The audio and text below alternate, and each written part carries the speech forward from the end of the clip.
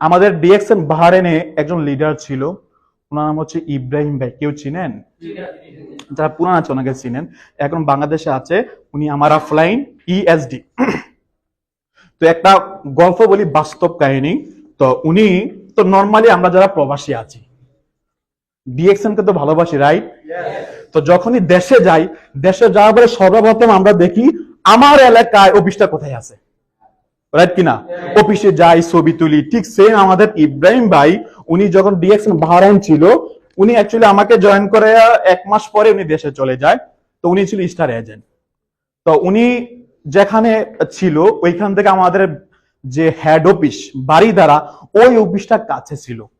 তো অবশ্যই উনিও ডিএক্সএন এর পাগল। উনি কি করলো, ওই অফিসে গেল। তো অফিসে এন্ট্রি হওয়ার আগেই দূর থেকে দেখা যাচ্ছে সমীর ভাইয়ের মতো একটা বৃদ্ধ লোক একটা হাতের ডায়েরি নিয়ে অফিসে একটা টেবিলের মধ্যে বসে আছে।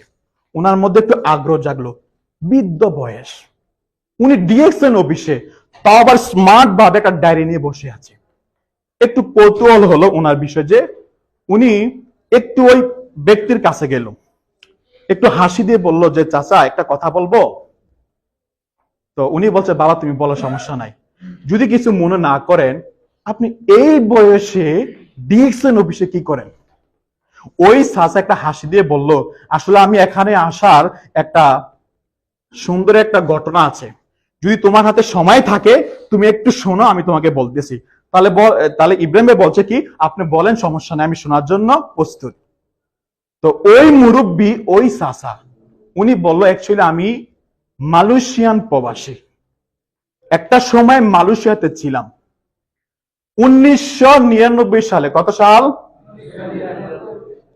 আচ্ছা, 1999 সালে আমার কিছু বন্ধু তারা ডিএক্সএন এ জয়েন করে। জয়েন করার পরে আমি তখন ডিএক্সএন এর ডি সম্বন্ধে জানতাম না। কিছু বন্ধু আমাকে জোর করে ডিএক্সএন এ জয়েন করিয়ে দেয়। কি করে? আমরা এখানে অনেক কাছের বন্ধু আছেন যে দোস্ত তুই বোঝার দরকার না, তুই জয়েন কর, বলি কিনা এমন। ঠিক সেম লাইক 1999 সালে মালয়েশিয়াতে আমাকে 100 পয়েন্টের প্রোডাক্ট নিয়ে আমাকে জয়েন করে দেয়। কিছু প্রোডাক্ট পাইছি, 2-1 মাস ব্যবহার করছি, তারপর আর ডিএক্সএন এর কাজ দিয়েও যায়নি। তারপরে হচ্ছে 2017, কত মানে এই 2017 সালে এই কাহিনীটা হয়েছে। তো 2017 সাল যখন আমি আমার পরিবারের সাথে আছি, অলরেডি কিন্তু উনি মালয়েশিয়া থেকে চলে আসছে এক্সিটে, ওই যে জিরু কাতার একবার চলে আসছে এক্সিটে। তো 2017 সালে আমি যখন আমার এলাকার যে গ্রামের যে বাজারে হাঁটতেছি, ঠিক ওই সময় আমার সাথে দেখা হয়ে যায় ওই যে দোস্ত। কোন দোস্ত? 1999 সালে যেই দোস্তটা আমাকে ডিএক্সএন এ জয়েন করেছে। ওই দোস্তদের দেখা হওয়ার পরে দোস্ত আমাকে জিজ্ঞেস করলো, কিরে দোস্ত তো ডিএক্সএন এখন কি অবস্থা? তো তখন ওই চাচা বলতেছে, আরে দোস্ত ওই তুই যে আমার জয়েন করাইছ, আমার মনে নাই রাইট নাও, খালি আমার মাইন্ডে আসছে আমি এই যে জয়েন করলাম, জয়েন করার পরে আর কখনো ডিএক্সএন অফিসে যাইনি। তখন এই 17 সালে দোস্ত বলতেছে, আরে তুই কি কস ভাই, তোমার নিচে অনেক ডায়মন্ড হয়ে গেছে, তুমি খালি এখন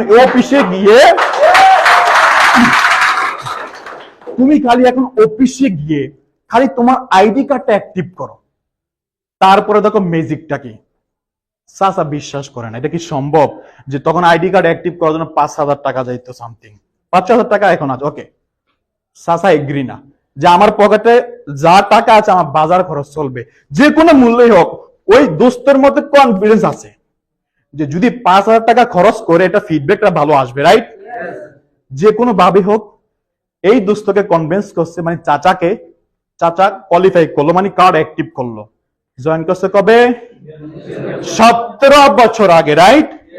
17 বছর পরে যখন উনি আইডি কার্ডটা অ্যাক্টিভ করে, পরবর্তী মাস, যে মাসের এই কাহিনী, পরবর্তী মাসের 7 তারিখে ওনার মোবাইলে মেসেজ চলে আসলো, কংগ্রাচুলেশন বলে, বাংলা 36,700 টাকা। ঠিক যখন এই 36,700 টাকা বোনাস ওনার অ্যাকাউন্টে চলে আসে, উনি তো অবাক যে কিভাবে সম্ভব।